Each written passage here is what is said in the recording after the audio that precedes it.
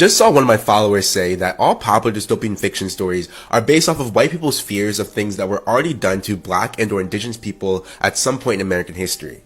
And now I can't unsee it. So here's part 1 of the United States' dystopia.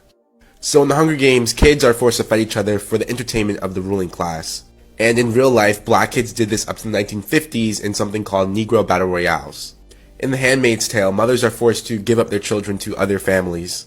And in real life, some enslaved mothers were literally forced to produce children for slave labor, and when these children were born, they were sold never to see their families again.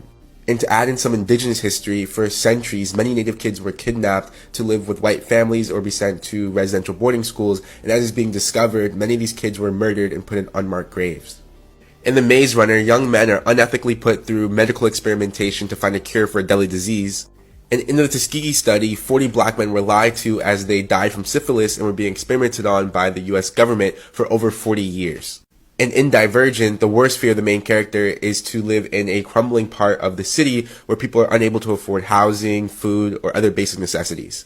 And that just sounds like it mimics the reality of all the redlined and terribly underinvested black communities throughout major cities in the United States. But what did I miss, and do you want a part 2? Let me know in the comments and follow for more.